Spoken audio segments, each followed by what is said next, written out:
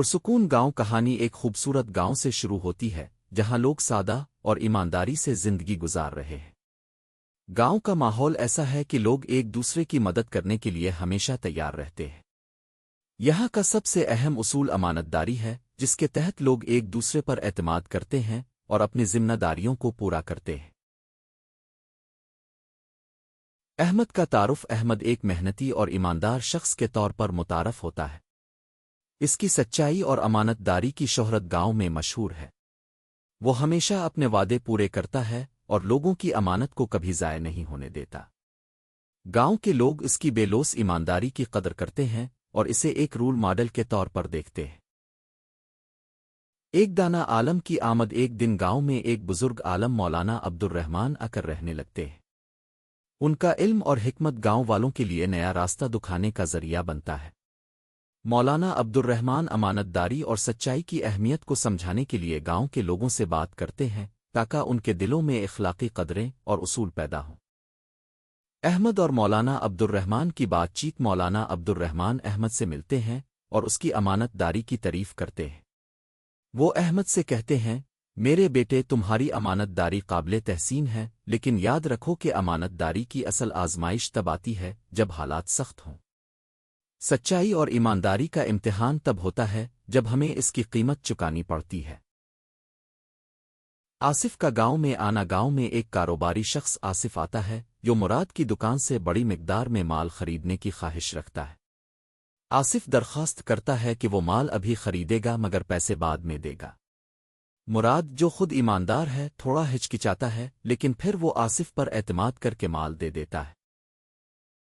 مراد کا فیصلہ مراد آخرکار آصف کی بات مان کر مال اسے دے دیتا ہے۔ وہ جانتا ہے کہ امانت داری کا تقاضا یہی ہے کہ وعدے پورے کیے جائیں۔ مراد کا دل چاہتا ہے کہ وہ آصف پر اعتماد کرے، لیکن دل میں یہ خوف بھی ہے کہ آصف کا وعدہ جھوٹا نہ ہو۔ انتظار کی اذیت دن گزرتے جاتے ہیں مگر آصف نے پیسے واپس نہیں کیے۔ مراد دن با دن پریشان ہوتا جا رہا ہے۔ وہ فکر مند ہے کہ آصف نے اس کا اعتماد توڑ دیا ہے یا نہیں۔ گاؤں کے لوگ مراد کی پریشانی دیکھ کر اسے مشورہ دیتے ہیں کہ آصف سے بات کرے، لیکن مراد صبر کرتا ہے کیونکہ وہ جانتا ہے کہ امانت داری کا تقاضا یہ ہے کہ انسان وعدوں پر قائم رہے۔ احمد کی مراد کے ساتھ بات چیت احمد، جو مراد کی پریشانی دیکھتا ہے، اس کے پاس آ کر اسے تسلی دیتا ہے۔ وہ کہتا ہے، مراد بھائی، تمہیں پریشان ہونے کی ضرورت نہیں۔ امانت داری کا اصل فائدہ تب ہوتا ہے جب ہم سخت حالات کا سامنا کرتے ہیں۔ سچائی ہمیشہ کامیابی کی راہ کھولتی ہے۔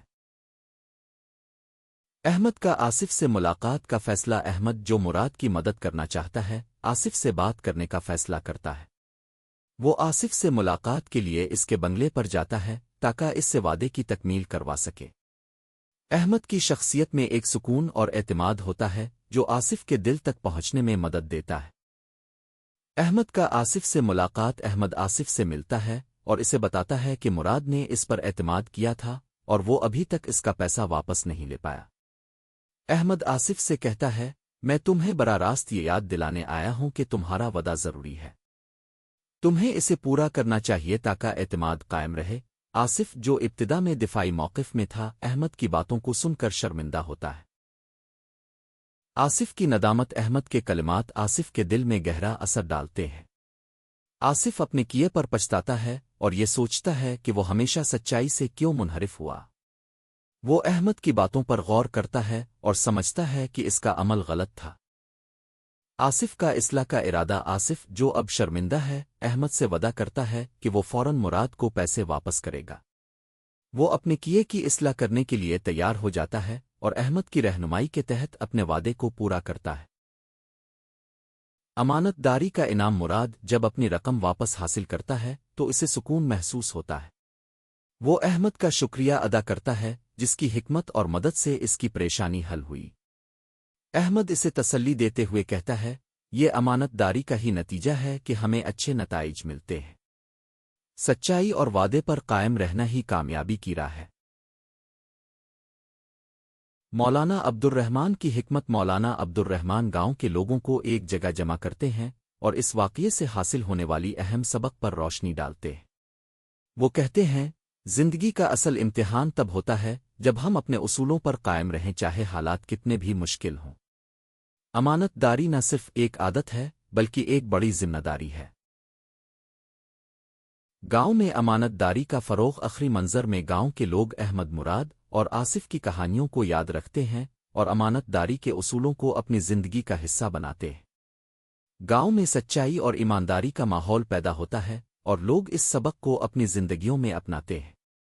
احمد کی امانت داری کے اصول گاؤں میں نسل در نسل منتقل ہوتے ہیں اور پورا گاؤں ایک بہتر امن و سکون سے بھرپور معاشرے کی طرف بڑھتا ہے۔